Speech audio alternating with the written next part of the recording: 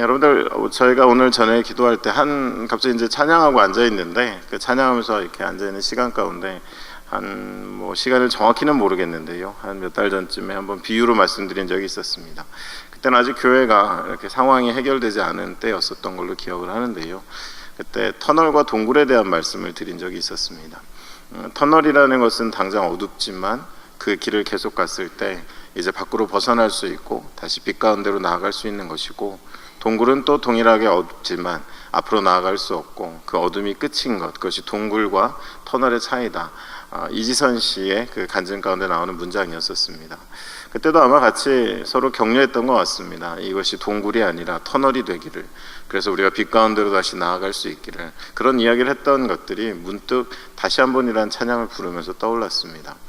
여러분들, 오늘 저녁에 물론 너무너무 힘들고 아프고 힘든 가운데 계신 분들이, 고난주에 계신 분들이 이 예배당에 나오는 것조차도 어렵겠지만, 또 혹시 여러분들 가운데 오늘 이 밤엔 내가 하나님께 구하는 것 외에는 다른 것이 없겠다라는 그런 마음으로 나오신 분들 계시다면, 여러분의 상황들이 결코 동굴이 아니라 터널이다라는 것을 믿으시고, 하나님이 나의 모든 상황 가운데 신실함으로 하나님을 믿고 나아갔을 때 이 길 끝에, 이 어둠 끝에 서셔서 우리를 다시 빛으로 인도하시고 우리의 길을 가게 하실 거다라는 믿음으로 여러분 기도하시는 가운데 주님 주시는 평안이 여러분 마음가운데 가득하시기를 간절히 축원합니다. 오늘 저는 본심이라는 제목을 가지고 여러분과 함께 이야기를 나누려고 하는데요, 앞서 말씀드린 것처럼 저희가 호세아 말씀을 살펴보면서 이제 11장까지 왔습니다. 제가 10월 달에 조금 해외 출장이 있는데요, 이렇게 하면 또 집에서 약간 이게 노인네 같이 한번 따져봤더니 그래도 출장 가기 직전에 14장이 딱 끝나더라고요. 그래서 홀가분하게 출장할 수 있겠다, 이제 돌아와서는 호세아 얘기 이제 더 안 해도 되겠다, 그런 생각을 좀 하면서 이제 또 혼자 좋아도 했었습니다. 사실 호세아서의 시작은 좀 막장 드라마였죠. 여러분들, 호세아라는 선지자가 등장하는데 하나님이 주신 뜻은 무엇이었냐면 음란한 여인을 만나서 결혼하라는 거였었습니다. 근데 너무도 순종하는, 그래서 제가 설교 중에 거룩이라는 것과 음란이라는 것을 계속 대조할 때 어쩌면 우리 눈에 보이는 선명한 예가 있는데, 거룩은 호세아의 모습 속에, 음란은 고멜의 모습 속에, 거룩이라는 것은 이해가 가지 않지만 하나님의 뜻을 그대로 우리의 삶 가운데 담는 것, 음란이라는 것은 어떠한 요구와 어떤 사랑과 어떤 배려 속에서도 내 마음 깊은 곳에 있는 나의 원함을 끊임없이 그 원함을 따라가는 것, 그것이 음란함이라고 말씀드렸습니다. 그리고 중간이 지나갔을 때는 이제 음행이라는 단어가 나오기 시작하는데요, 그것은 음란함의 마음속의 상태의 실천이고 결과물이다라고 말씀을 드렸습니다. 고멜의 모습 속에, 그리고 호세아의 모습 속에 이렇게 막장 드라마 같이, 여러분 정말 아침 드라마가 이런 내용이라면 우리가 막장 드라마라고 하지 않습니까? 근데 이제 막장 드라마냐 아니냐의 결론은 어디서 나느냐, 그 드라마가 어떻게 끝나느냐 있지 않습니까? 우리 이제 중간을 넘어가면서 이게 막장 드라마는 아니라는 걸 좀 알게 됐죠. 호세아에게 그렇게 가혹한 부르심과 사명을 주신 이유는 하나님 마음을 좀 알라고, 하나님이 이스라엘을 향해서 어떤 마음을 갖고 계신지, 어떤 통증을 갖고 계신지, 어떤 안타까움을 갖고 계신지 호세아가 좀 알고 그걸 대변하여서 전하라고 그런 마음을 주셨던 것 같습니다. 저도 지내보니까요, 제가 속해 있는 국제선교단체의 대표 선교사님 계신데 가끔 이해가 안 갈 때가 많았습니다. 왜 이렇게 조직을 이렇게 운영하시지? 왜 이렇게 사람들을 돌보지 않지? 그런 마음을 좀 갖고 불만 어린, 이 설교를 보실 리가 없으니까 막 얘기하겠습니다. 근데 그런 불만들이 사실은 중간관리자로서 좀 있었습니다. 근데 또 제가 또 다른 선교단체, 조그만 선교단체 지도 목사로 있으면서 점점 회원이 늘어나고 사역자들이 늘어나는데, 요즘은 오히려 제가 머리가 아픈 게 이 사람들을 어떻게 관리할까 최선을 다해보지만 불만이 좀 나옵니다. 이제 제가 좀 마음을 알겠는 거예요. 정말 힘드시겠다. 정말 저는 비교해볼 때 상대적으로 조그만 단체인데도 불구하고 이렇게 마음이 어렵고 집중하기가 힘든데, 하물며 그 국제단체 안에 한 수장으로서 있는 그 선교사님이 얼마나 최선을 다하셨는데도 불구하고 그럴 수밖에 없었을까라는 게 좀 공감이 된 거죠. 여러분, 마찬가지로 호세아가 어떻게 된 겁니까? 이 상황들을 통해서 이제는 그 마음 깊은 곳으로 전심으로 하나님을 대변할 수 있는 말 그대로 최고의 선지자가 된 것입니다. 그리고 그가 이제 마음을 정하고 6장을 넘어가면서 여호와께 돌아오라라는 끊임없는 호세아의 메시지를 쏟아내면서 그들의 죄와 그들의 상태와 하나님과의 관계를 하나씩 들춰내시면서, 지난주에는 베델과 베다웬의 이야기를 하면서 베델은 하나님의 집이고 베다웬은 허영의 집인데, 어느 순간인가 북이스라엘이 강성하고 부요했지만 그들이 제사하는 그곳은 베델이 더 이상 아닌 베다웬, 하나님의 집이 아닌 허영의 집이 되었다라는 것. 여러분, 그것이 지난주까지 내용이었었습니다. 여러분 드라마 이렇게 요약본 보신 것 같으시죠? 네, 좀 같이 가려고 말씀을 드렸습니다. 자, 여러분 오늘 11장에서 본심이라는 단어를 떠올려 봅니다. 우리가 본심에 대한 이야기를 좀 나눠보려고 하는데요. 여러분들 계속 이제 자연재해들에 대한 이야기가 있습니다. 태풍 소식도 있고요. 하비, 어마, 태풍의 이름이 어마입니다. 얼마나 어마어마한지 어마라고 하던데요. 그런 태풍도 있었지만 또 지구 반대편에는 가뭄도 끊임없이 이어지고 있습니다. 물이 고갈되고 어려워지는 경우들이 있죠. 근데 여러분들 저도 이제 그 선교 강의를 할 때 지역사회 개발하고 총체적 선교에 대한 내용을 하다 보니까 조금 이 수자원의 문제에 대한 부분들을 조금 알고 있습니다. 근데 가장 일반적인 여러분들도 아실 만한 내용 중에 한 가지는 뭐냐면요. 물이 고갈되면 어떤 일이 연이어서 일어나냐 하면 먼저는 수자원, 그 수원이 마르게 되죠. 물의 근원지라고 될 수 있는 호수 또는 큰 강물이 마르기 시작합니다. 그 다음엔 어떻게 되느냐, 지류가 마르기 시작하죠. 그 강에서 갈려나간 또 다른 어떤 우리나라로 치면 개천과 같은 그런 마을을 지나는 물줄기들이 점점 마르기 시작합니다. 그럼 우리는 물이 없어졌다라고만 생각하는데요. 문제는 그 다음부터입니다. 물이 없어지기 시작하면서 사람들은 갈증을 느끼죠. 사람들이 갈증을 느끼니까 점점 어떻게 되느냐, 아무거나 먹게 됩니다. 근데 물이 줄어들다 보니까 이제는 물이 갖고 있는 기본적인 자정 능력이 없어지거든요. 그러면 이제 무엇이 발생하느냐, 바로 수인성 질환이라고 하는 오염된 물을 먹고 사람들이 복통을 일으키고 어떻게 보면 죽음에 이르기도 하는 문제들이 보통 가뭄이 찾아온 지역 가운데 단계적으로 일어나는 문제입니다. 첫 번째로는 수원이 마릅니다. 그리고 지류가 마릅니다. 물이 부족하니까 사람들이 아무거나 마시기 시작합니다. 그리고 아무거나 마시는 중에 그들의 몸에 들어와서는 안 되는 그런 바이러스들이 들어오면서 어린아이들은 죽기도 하고 또 어른들은 심한 복통을 호소하기도 하는 것이 물 부족이 일어난 가뭄 지역 가운데 일어나는 순차적인 문제들이다라는 것입니다. 제가 여러분들 이 말씀을 드리는 이유는 무엇이냐면요. 우리가 하나님의 사랑, 하나님이라는 그 존재 자체에 있는 이 세상을 향한 하나님의 사랑을 생각했을 때 저는 같은 일들이 일어나고 있다는 생각을 해보게 됩니다.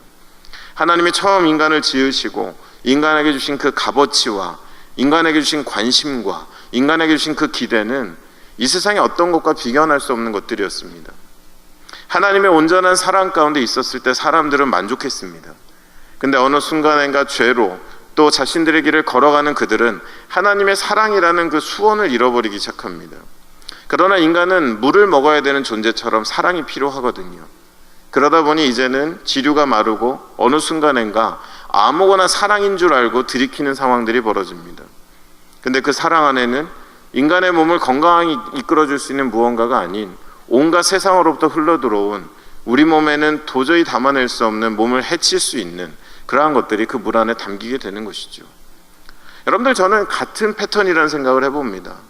사랑에 대한 배고픔이 있는데 그 모든 것들이 말라버리고 하나님의 사랑이 실제하지 않는 것 같고 하나님의 사랑을 간구하지 않는 가운데 아무거나 사랑이라 들이키면서 인간은 인간의 몸 스스로를 망가뜨리고 있는 것, 어쩌면 같은 가뭄이 있는 지역 가운데 일어난 일들과 참 비슷하다라는 생각을 하게 된다라는 것입니다.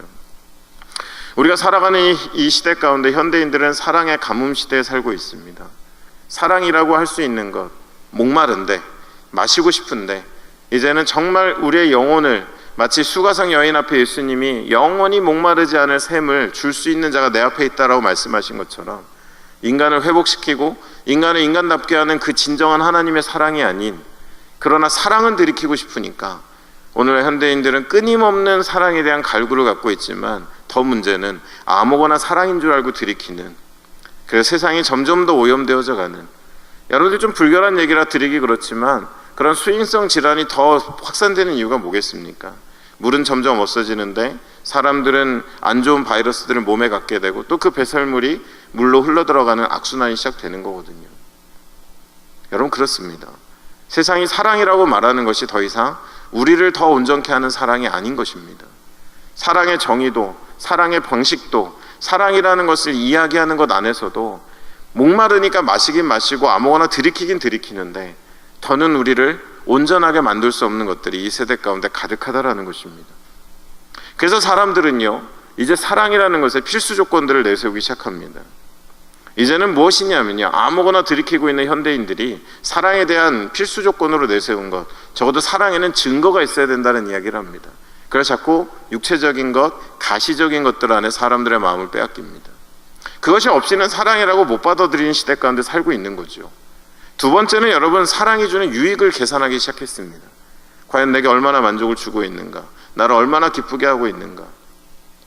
그리고 마지막 한 가지 더 한다면 사랑의 방식, 내가 원한 대로 나를 기쁘게 할 수 있는 것들로, 이런 방식마저도 내가 받을 만한 것들로 사람들은 이야기합니다.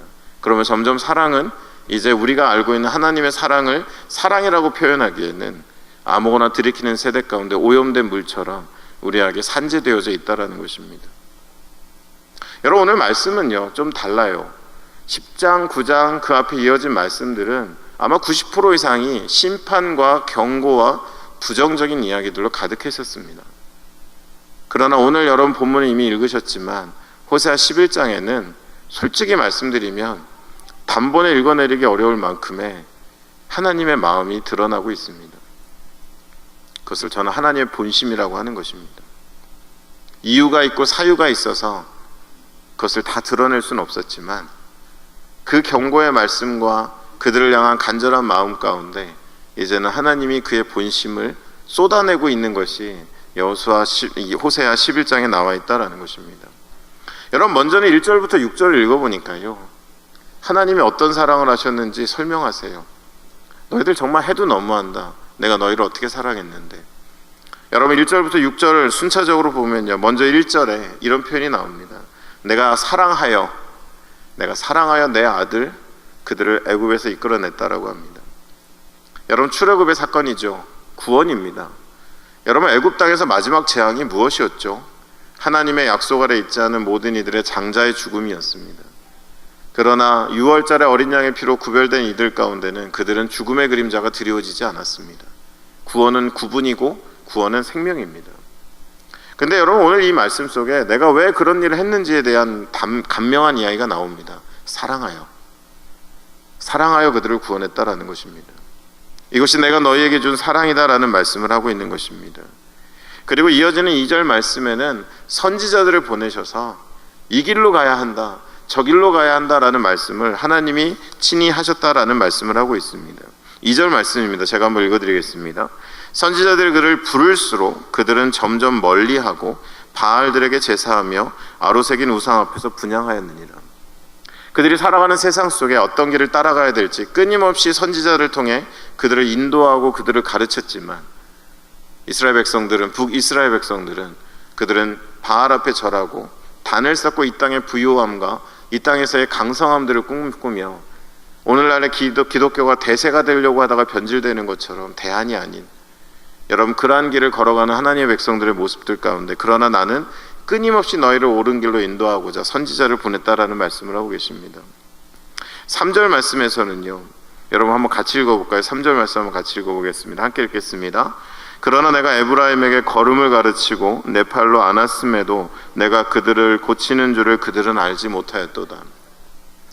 여러분, 뭐 떠오르세요? 여기 아이를 길러보신 분들 다 떠오르실 겁니다. 저도 3명 길러봐서 이제 기억이 있습니다. 이렇게 얘기하니까 또 반발할 사람이 저희 집에 있습니다. 당신이 길렀습니까? 그러면 제가 할 말이 없죠. 기르는 걸 옆에서 관심 있게 지켜봤습니다. 네. 근데 여러분, 아이들의 공통된 특징이 있죠. 서운한 순간이 옵니다.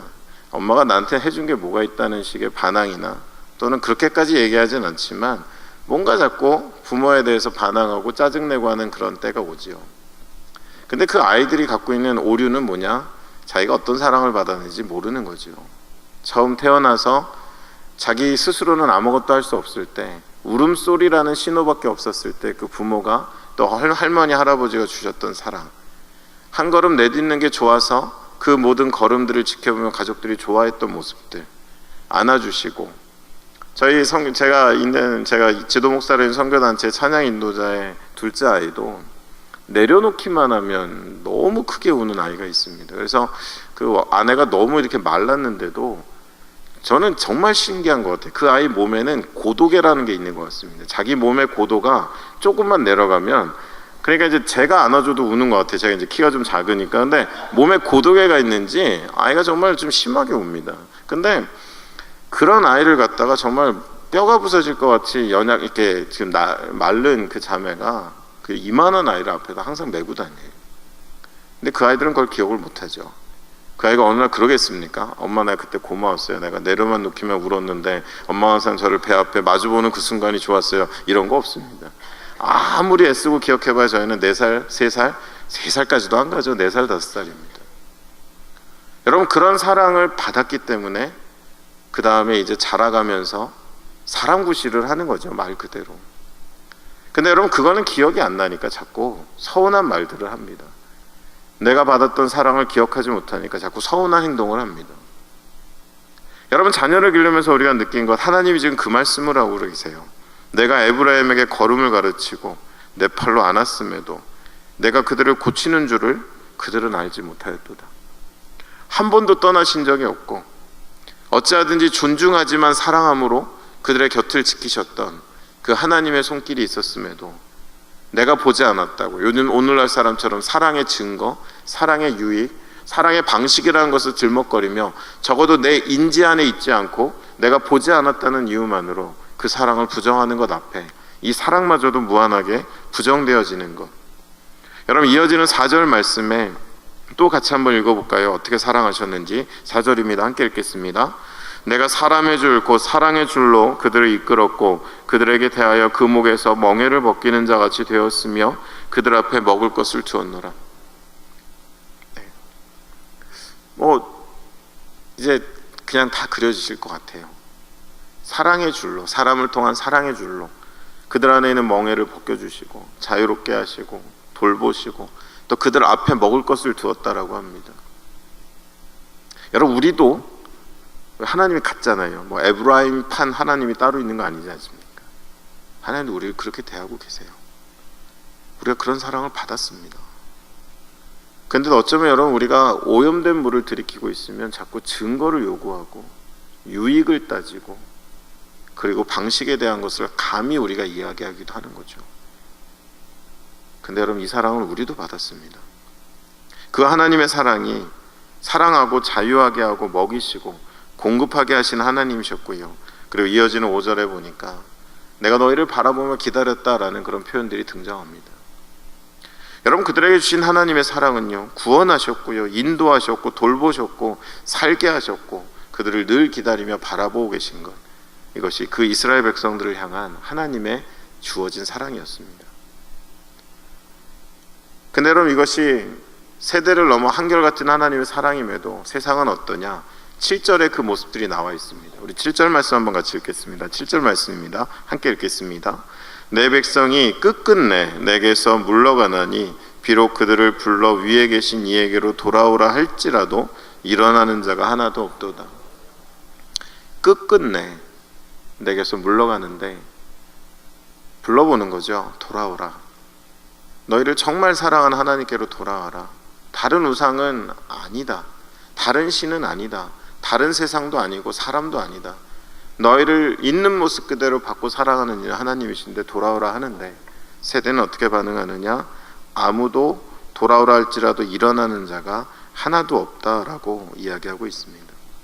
한글 성경이지만 끝끝내라는 표현도 참 마음에 거리껴지는 것 같습니다. 돌아오라. 본심도 모르고 마음도 모르고 그 마음의 정도도 모르는, 그래서 그냥 자신들의 삶의 방식들을 고집하고 있는 세대. 여러분들 우리가 이런 세대, 오늘날 우리가 사는 시대도 마찬가지죠. 하나님이 지으신 인간이 하나님의 사랑 이야기하면 어떨까요? 되게 잘난 척하면서 그런 거 없다고 이야기하죠. 여러분 전도해 보신 분들은 아시고요, 신앙을 나눠보신 분들은 압니다. 콧방귀 낍니다. 그런 게 어딨냐고 합니다. 본인들이 지금 몸이 썩어 들어가는 사랑의 구정물을 들이키고 있는 줄도 모르고 온갖 분별도 없이 온갖 육신의 만족을 왜 당장 눈앞에 보이는 것을 분별도 하지 못한 채 들이키는 줄도 모르고 우리를 살릴 수 있는 하나님에게로 돌아오라는 이야기 앞에 사람들은 이제 콧방귀를 끼며 반응하지 않습니다. 여러분 우리가 이제 이 세대 가운데 어떻게 될까? 그냥 우리만 천국 가고 우리만 구원받으면 될까? 여러분 이 현실을 우리가 그냥 아유 다들 왜 저래가 아니라 이 시대를 향한 나의 사명감으로 받으셔야 됩니다. 우리도 또 하나의 선지자가 되어서 어떻게 해야 될까요? 여러분 교회 나오라는 얘기가 중요한 게 아닙니다. 여러분 우리에게 중요한 것은요, 하나님이 여전히 당신을 사랑하고 계시다라는 것을 우리는 삶과 우리의 모든 것들을 통해 세상에 전해야 됩니다.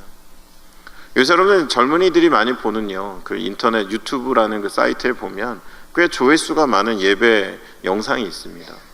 그거는 뭐 유명한 팀이 막 강당에서 큰 예배당에서 하는 그 예배도 조회수가 많지만, 요즘 은근히 조회수가 많이 올라온 화제의 영상이 뭐냐면 한 자매가 버스킹 예배라고 하더라고요. 길거리에서 사람들이 유흥과 한복판을 오가는 그 길거리에서 악보를 펼쳐놓고 성경 말씀을 담대하게 읽고는 4곡에서 5곡의 노래를 길거리에서 부릅니다. 근데 그 모습이 너무도, 거리 공연을 버스킹이라고 하거든요. 근데 그 모습이 너무도 은혜가 되니 사람들이 그 영상을 많이 퍼나르고 또 공유하고 또 보기도 하는 것 같습니다. 저도 몇 개 봤는데요, 정말 마음이 울컥하더라고요. 다른 건 몰라도 노래를 잘하고 못하고를 다 떠나서 적어도 꾸정물을 들이키고 있고 정말 아무거나 들이키는 세상 한복판에서 여러분, 하나님이 여러분을 아직도 기다리고 계시고 하나님이 여러분을 향해 여전히 사랑하고 계십니다라는 것을 노래하고 전하는 그 한 젊은 자매의 모습은 충분히 선지자의 모습이었고 충분히 하나님의 마음을 대변하는 자의 모습과 같이 보였습니다. 여러분, 우리가 사는 시대가 이렇다면, 이스라엘과 다를 것이 없는 우리의 시대 가운데 있다면, 여러분 이제는 우리가 터널을 빠져나왔으니까요, 이제 정말 복음을 전하는 교회가 됐으면 좋겠습니다. 여러분, 그 복음은 단순히 전도 폭발이나 교회를 나오라는 게 아니고요, 당장 교회를 못 나오더라도 여러분이 이 세상의 꾸정물이 전부인 줄 알고 살아가는 이들에게 지속적으로 하나님이 당신을 사랑하십니다. 하나님이 당신의 인생을 받으셨습니다. 하나님은 살아계시고 그분이 여러분에게 마치 수가상 여인에게 예수님이 하신 말씀처럼 목마르시지요, 그분이 목마르지 않을 영원한 샘을 여러분에게 주실 것입니다 라고, 여러분 이제는 우리는 복음을 전하는 교회가 됐으면 좋겠습니다. 여러분, 우리 한 사람 한 사람이 일어나서 세상이 아무리 하나님을 향해 부정하여도, 그 사랑을 부정하여도 여러분이 그 사랑을 믿고 경험하신 분들이라면 우리는 선택의 여지가 없습니다. 그 사랑을 세상에 전하는 것 말고는 그 사랑에 반응하는 가장 정직하고 가장 온당한 반응은 없다라는 것입니다. 여러분, 우리가 살아가는 이 시대 가운데 그 사랑을 부정하지요. 여러분, 그 근본적인 이유는 뭘까요? 세상은 이제 어느덧 뭐죠? 하나님의 본심을 알 수가 없습니다. 그래서 하나님을 함부로 이야기하고 하나님에 대해서 오해하고 단정짓고, 그리고 그들은 하나님께로 나오기를 거절하고 있다라는 것입니다. 여러분, 이따가도 우리가 기도하겠지만 한국의 안보 상황이 굉장히 위태롭죠. 또 미사일을 쏴서 일본 상공을 통과하는 그런 일을 했습니다. 이제 대통령마저도, 대화를 앞장세우던 대통령마저도 이제는 회복할 수 없는 반격을 할 수 있다라는 격한 언어를 쓸 만큼 이제는 굉장히 상황이 경색되었습니다. 근데 여러분, 이 상황이 잘 풀어지지 않는 이유는 뭘까요? 사실은 본심을 잘 모르는 거죠. 왜 자꾸 김정은은 미사일을 쏴댈까? 그냥 여러분들, 우리가 그냥 길거리에 돌아다니는 이야기처럼 호전적이니까 이것은 이유가 아닙니다. 아마 본심이 있을 겁니다. 어떤 이는 그거를 더 나은 원조와 어떤 위치를 차지하기 위함이고, 어떤 사람들은 무력 통일을 이루려고 하는 거다라고 나름 해석하지만, 가장 궁금한 거는 그 김정은이라는 사람의 본심인 거죠. 여러분, 미국의 본심은 뭘까요? 일본의 본심은 뭘까요? 러시아의 본심은 또 뭘까요? 이게 잘 안 보이니까, 선명하지 않으니까 이 함수관계를 풀어가는 게 너무 어렵습니다. 그러나 여러분, 우리가 본심을 안다면 어떨까요? 이제는 일은 간단해집니다. 우리의 태도를 정할 수 있는 거죠. 여러분, 스탠포드 대학의 교수님들의 그 실험 결과를 모은 관계의 본심이라는 책이 있습니다. 거기에서도 보면 인간관계 안에서도 정말 그 사람의 마음에 담겨있는 뜻이 뭔지를 몰라서 일어나는 여러 가지 상황들을 심리학적인 실험을 통해서 보여주는데요, 굉장히 흥미로운 이야기들이 많이 들어있습니다. 본심을 안다는 게 이만큼 중요하죠. 그럼 여러분, 하나님의 본심을 알고 계십니까? 여러분 다 아멘 하셔야 됩니다. 하나님 본심을 알고 계십니까? 잘 모르시겠습니까? 김정은의 속처럼 나는 진짜 하나님 나한테 왜 이런 일 하시는데 속을 모르겠어 이러고 계십니까? 분위기가 좀 이상한데, 이거 제가 원래 부흥사 뭐 같은 그런 스타일은 아닌데 그래도 한번 이건 묻고 넘어가야겠다. 여러분, 하나님 본심을 아십니까? 큰일 났습니다. 이거 어떡하죠? 여러분 하나님의 본심을 아십니까? 라고 했어요. 여러분 아멘 하셨어요. 근데 한 가지 우리 안에 해결할 문제가 있습니다. 얼마나 알고 계시냐는 거예요. 하나님이 나를 사랑하신다라는 거 믿으시는 분들은 아멘 하시기 바랍니다. 그럼 여러분 하나님이 여러분을 얼마나 사랑하시는지 아십니까? 여러분 이거는요 쉽지가 않더라고요. 하나님이 나를 사랑하신다라는 것은 우리 안에 기분 좋게 아멘 하는데, 하나님이 나를 얼마나 사랑하시는지는 안다고요? 우리가 알면 이렇게 못 삽니다. 우리가 하나님이 우리를 사랑하시는 건 아는데, 하나님의 본심, 하나님이 얼마나 사랑하시는지 우리가 정말 알면 여러분 지금보다 우리는 조금 더 나은 길을 가야만 합니다. 어쩌면 우리의 가진 것을 다 던질 수 있습니다. 아무것도 후회하지 않을 수 있습니다. 오직 주님 한 분만을 바라보면 나의 인생을 걸 수 있습니다. 그러지 못하는 이유는 하나님이 사랑하시는 건 아는데 하나님이 얼마나 사랑하시는지를 우리가 모르기 때문입니다. 여러분 한 나라의 지도자가 자국의 이익을 누리는 건 원하는 건 아는데 얼마나 철두철미하게 원하는지를 모르기 때문에 우리가 대책이 안 서는 것처럼, 여러분 지금 이스라엘이 뭘 몰라요? 하나님이 자신들을 사랑하는 거 그들도 안다니까요. 성경에 적혀 있고 그들의 전통 안에 그 이야기는 있고 절기도 있고 그들이 있는 기도문도 있고 그들의 정계를 따라 이야기하는 그들의 상용구들이 있습니다. 근데 문제는 뭡니까? 하나님이 그들을 얼마나 사랑하시는지를 모르는 거예요. 그 사랑의 종류, 깊이, 크기를 모르기 때문에 우리가 이제껏 살펴본 북이스라엘은 여전히 세상이 좋고 여전히 세상이 우선이고 세상 안에 나의 모습이 가장 소중한 것처럼 살아가고 있는 것입니다. 여러분 하나님의 본심이 무엇일까? 하나님의 그 마음의 크기는 무엇일까? 얼마나 사랑하시는 걸까? 여러분 이어지는 말씀 속에 세 가지로 등장합니다. 여러분 8절 말씀의 첫 번째가 나오는데요, 8절 말씀 같이 한번 읽어보겠습니다. 8절 말씀이 함께 읽겠습니다. 에브라임이여 내가 어찌 너를 놓겠느냐, 이스라엘이여 내가 어찌 너를 버리겠느냐, 내가 어찌 너를 아드마같이 놓겠느냐, 어찌 너를 스보임같이 두겠느냐, 내 마음이 내 속에서 돌이키어 나의 국률이 온전히 불붙는 듯 하도다. 여러분 하나님의 마음에는요 국률이 불붙는 듯 하시대요. 속이 타들어가는 겁니다. 여러분 이 절규가 들리십니까? 야단치시고 심판하셨지만 근데 내가 어떻게 너를 놓겠냐, 근데 내가 어떻게 너희를 포기하겠냐, 아 공의를 따라가자니 내 안에 있는 사랑 때문에 내 마음이 불붙는 듯하다. 여러분 여기 나와 있는 도시 이름을 아십니까? 여기 나와 있는 스보임이라는 도시, 아드마라는 도시는 여러분 소돔과 고모라가 멸망할 때 인근에 있는 5개 함께 멸망한 도시 중에 하나입니다. 여러분 소돔과 고모라가 왜 망했습니까? 하나님이 소돔과 고모라를 다루신 게 잔인했습니까? 여러분 아브라함과의 대화를 기억하시죠? 창세기 18장에 나오는 의인 50명 계속 줄어가죠. 이 큰 도시에서 제가 의인 10명만 찾아도 망하게 하시겠습니까? 안 한다. 10명만 찾아봐라. 그럼 내가 그 10명 때문에 멸망시키지 않을게. 결론 소돔과 고모라는 10명도 없었습니다.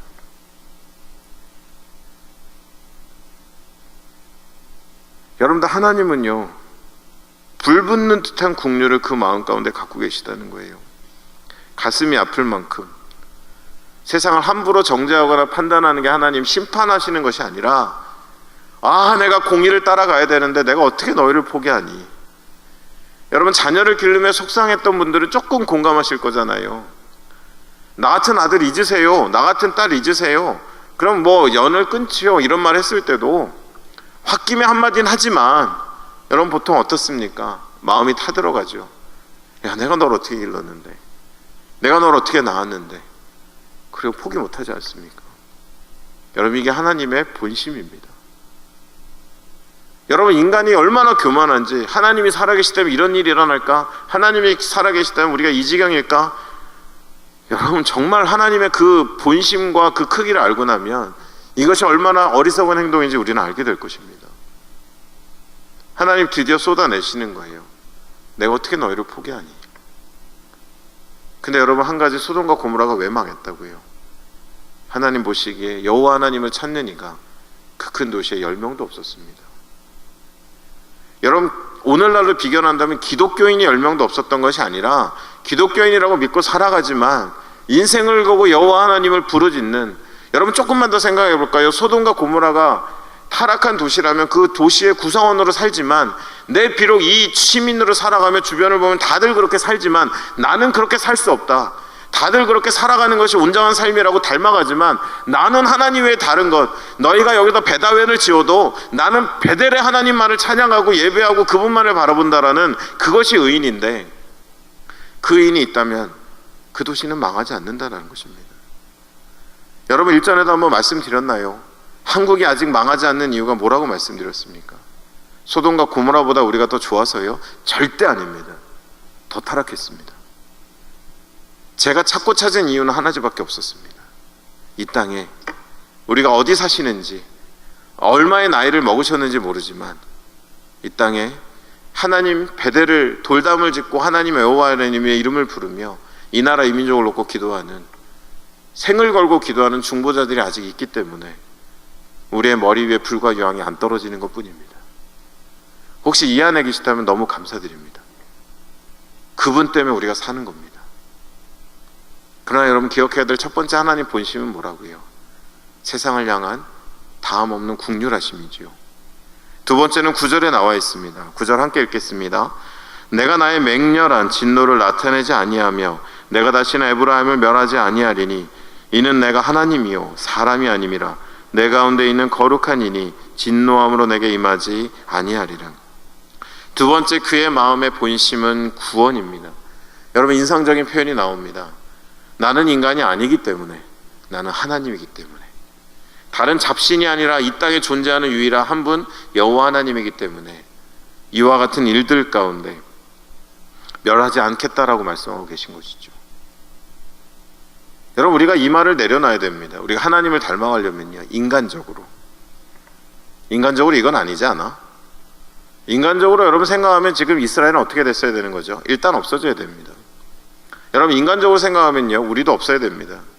아담이 처음 범죄했을 때 인간적으로 생각하면 창조주가 그냥 다 심판해버리고 하나 더 만들면 됩니다. 인간적으로 생각하면. 그러나 하나님의 사고는 아무리 배신하고 아무리 하나님을 실망시켜도 내가 지은 나의 백성이기에, 내가 내 형상대로 지은 나의 백성이기에 구원하겠다라는 것, 그것이 하나님의 두 번째 본심이고요. 마지막 세 번째 본심이 9절에 같이 나와 있는데요, 여러분 표현 보면 뒤에 이런 표현이 나옵니다. 너희 가운데 있는 거룩한 이니 진노함으로 내게 임하지 아니하리라. 너희 가운데 거해 있는 것, 하나님의 본심 세 번째는 함께하는 것입니다. 그래서 여러분 예수 그리스도가 이 땅에 오신 사건이 얼마나 놀라운 것이냐, 하나님의 본심의 총체죠. 우리를 얼마나 사랑하시는지, 얼마나 이 땅을 구원하기 원하시는지, 그리고 얼마나 우리와 함께하기를 원하시는지. 그가 오실 때 그의 이름이 임마누엘입니다. 이 땅에 육신을 입어 오셨습니다. 우리의 인간의 역사 가운데 걸어 다니셨습니다. 그리고는 그의 몸을 찢어 우리의 구원을 대신하셨고, 그리고 이제는 하늘에 부활하셔서는 우리의 모든 구원을 완성하신 것. 여러분 그래서 예수 그리스도 안에 하나님의 모든 계획들이 담겨져 있다는 것입니다. 여러분 첫 번째 하나님의 본심은 뭐라고요? 긍휼하심입니다. 두 번째는 구원하심입니다. 그리고 마지막 세 번째는 이 세상을 향해 함께 하시는 것이 우리 하나님의 간절한 소망이다라는 것입니다. 여러분 말씀을 정리하면서요, 이 말씀을 드리는 이유가 있습니다. 여러분 우리 교회를 놓고 여러분 기도 많이 하고 계시죠? 여러분 교회 중에 제가 했던 얘기를 이제 조금 반복하는, 이제 한 1년 있었던 이제 써먹을 게 없는지 또 반복하는 일들이 있는데요, 여러분 이 세상에서 하나님이 가장 사랑하시는 교회가 무엇일까? 저는 답을 말씀드린 적이 있습니다. 수만 명이 모이는 교회도 아니고 재정이 차고 넘치는 교회도 아닌 하나님이 가장 사랑하시는 교회는 그 시대에 하나님이 하시고자 하는 길을 알게 하시는 교회라고 했습니다. 하나님이 뭘 하고 싶으신지, 그 시대를 어떻게 느끼고 계신지를 같이 공감하고 같이 동역하는 교회가 하나님이 가장 사랑하시는 교회입니다. 여러분 그렇게 우리가 그런 교회가 되려면 우리가 어떻게 해야 됩니까? 교회 한가운데 뭐가 담겨야 되는 겁니까? 하나님의 본심입니다. 세상을 향해서 여러분들 우리는 긍휼함으로 애통해야 합니다. 세상에 있는 것들을 함부로 정죄하고 심판하는 것이 아니라 교회의 중심은 불붙는 듯한 긍휼로 세상을 바라봐야 됩니다. 고통받는 사람들, 복음을 듣지 못한 미전도 종족들, 꾸정물인지도 모르고 악취가 나는 똥물인지도 모르고 사랑인 줄 알고 들이키고 있는 많은 세대들 가운데 우리는 그 불붙는 듯한 하나님 아버지의 국류를 우리도 갖고, 하나님 우리가 무엇을 할까요? 뭐라도 하겠습니다. 교회가 우리가 안을 들여다보면 우리가 얼마나 완벽하게 우리의 서로의 만족을 위해서 교회를 만들어가는지가 아니라, 이제는 세상을 향해 눈을 돌리고 세상 안에 하나님이 세상을 바라보며 갖고 계신 그 국률함을 가지고 교회의 본심 또한 세상을 구원하고 세상을 돕고 세상 안에 하나님의 빛을 비추고 하나님의 사랑을 흘려보내는 것이 교회의 존재 목적이다라는 것을 알고 살아가고, 그것을 최우선의 심장부에 갖고 있는 교회, 먼저는 그 교회가 하나님의 마음을 알게 될 것입니다. 또한 한 걸음 더 나아가서 우리가 인간이지만 인간적인 판단 안에 머물지 아니하고 하나님이시게 이 땅을 구원하시기로 작정하신 것처럼 우리도 하나님의 눈으로 하나님의 마음으로 세상을 바라보고자 할 때 하나님이 또한 이 교회를 통해 일하실 줄로 믿습니다. 또한 마지막으로 하나님 앞에서 하나님이 함께 하신다고 했는데, 여러분 이 표현은 너무 감사한 거예요. 너희 중에 있는 거룩한 이다라고 말씀하고 계세요. 저 멀리 있는 뭔가 우리가 닿을 수 없는 곳에 계신 것이 아니라 우리 가운데 계시다고 그랬습니다. 하나님의 소원 이거 한 가지입니다. 하나님의 에덴 동산에서 아담과 같이 거니시면서 그것을 누리고 그것을 깨트린 죄를 해결하시고, 또 계시록 말씀 가운데 마지막 소원은 영원히 너희와 함께하는 것, 내가 예비한 거처에서 너희와 함께하는 것, 하나님의 평생 소원은 하나님의 백성들과 함께하는 것입니다. 여러분 우리도 그것을 따라가야 됩니다. 예수님의 사역 방식이 성육신, 죄된 인간의 몸을 입어서 우리 가운데 계셨던 것처럼, 그러나 거룩하신 이라는 것은 그들과 동화되거나 그들과 같이 변질된 것이 아니라 그들 안에 있는 거룩을 지키지만 그들과 같이 되는 것. 여러분 이것이 성육신이고요, 세계 선교의 근본이고 원리이고 사람을 바꾸는 유일한 방법입니다. 여러분 교회가 그렇게 돼야 됩니다. 이 땅에 존재하고 살아가는 많은 이들의 삶의 한복판으로 들어가서 그들과 같이 되지만 거룩을 잃어버리지 않는 것. 그냥 예배당 안에 모여서 예배하고 예배당 안에서 서로의 거룩을 확인시켜주는 그런 매주 모임이 아니라, 우리가 흩어져 살아가는 삶의 현장에서 그들과 같이 되지만 그들에게 거룩을 빼앗기지 않는 것. 여러분 그것이 이 땅에 예수님이 일하신 방식이고 하나님이 세상을 바꿔가시는 방식이고, 지금도 소망 없는 99%의 예수 믿지 않는 사람들이 있는 무슬림이 그득한 곳에서 선교사들이 그 땅을 바꿔가는 방식이고, 그렇다면 이 땅에 우리 교회도, 우리도 각자의 삶의 현장에서 또 이 교회가 있는 지역사회 안에서 그들과 같이 되고, 그러나 거룩을 잃어버리지 않기에 하나님의 나라를 보여줄 수 있는 것. 여러분 정말 말도 안 되는 이스라엘을 향해 갖고 계신 하나님의 본심이 이거라면, 우리가 정말 하나님의 백성이라면, 우리가 그리스도의 몸된 교회라면 그 본심은 우리의 본심이 되어야 합니다. 어떤 인생이라도 국률이 여기고, 어떤 인생이라도 하나님이 사랑하신다라고 전하고, 이 땅에 우리가 존재하는 목적이 구원하기 위함이라는 것, 인간적으로라는 말을 남발하지 말고 하나님 보시기에 하나님의 말씀에 의하면, 예수 그리스도가 우리에게 보여주신 삶에 의하면 우리는 이렇게 살아야 된다라고 이야기하는 것. 그리고 아무리 손대기 어려운 문둥병자와 같고, 아무리 아무도 함께하지 못하는 사마리아인과 같고, 아무도 받아들일 수 없는 그런 사람들 곁에도 가서 그들과 같이 되고, 그러나 우리의 거룩을 잃어버리지 않고 그 인생을 하나님께로 인도할 수 있는 것. 여러분 이것은 위대한 교회의 이야기가 아니라 교회가 마땅히 걸어가야 될 길이고, 그 길을 걸어갈 때 이 땅에 다시 한번 하나님의 사람들을 우리 찬양한 것처럼 부흥을 맛보게 될 것이고, 하나님이 하시는 일들을 우리가 체험하게 될 것이다 라는 것입니다. 에스겔서 18장 23절에 주 여호와의 말씀이니라, 내가 어찌 악인이 죽는 것을 조금인들 기뻐하랴. 그가 돌이켜 그 길에서 떠나 사는 것을 어찌 내가 기뻐하지 않겠느냐. 예레미야 29장 11절로 13절에 여호와의 말씀이니라, 너희를 향한 나의 생각을 내가 아나니 평안이요 재앙이 아니니라. 너희에게 미래와 희망을 주는 것이니라. 너희가 내게 부르짖으면, 내게 와서 기도하면 내가 너희의 기도를 들을 것이요, 너희가 온 마음으로 나를 구하면 나를 찾을 것이요, 그리고 나를 만나리라. 우리가 읽지 않은, 살펴보지 않았지만 읽었던 10절 11절에 여호와의 날에 대한 선포가 있습니다. 어쨌든 그날은 옵니다. 다 그 앞에 서게 됩니다. 그런데도 마지막 한타는 이스라엘이, 에브라임이 마음에 정함이 없다라는 것, 속이고 있다라는 것. 여러분, 인간은요 너무 어리석어서 자기에게 속고, 인간은 너무 간교해서 자기를 속이기도 합니다. 하나님은 우리의 본심을 다 아세요. 아무리 포장하고 아무리 겹겹이 위장해도 하나님 우리 본심을 다 알고 계십니다. 근데 우리가 문제가 생기는 건, 우리가 정말 마음 깊은 곳에 뿌리 내리고 있는 나의 본심도 잘 모르고, 그리고 이 시대를 향한 하나님의 본심도 잘 모르니까 여러분, 기독교가 엉뚱한 길을 가는 겁니다. 여러분, 이 밤에 우리가 찬양하고 기도할 때 하나님이 나를 사랑하시는 건 알겠는데, 사랑하신 것도 알겠는데,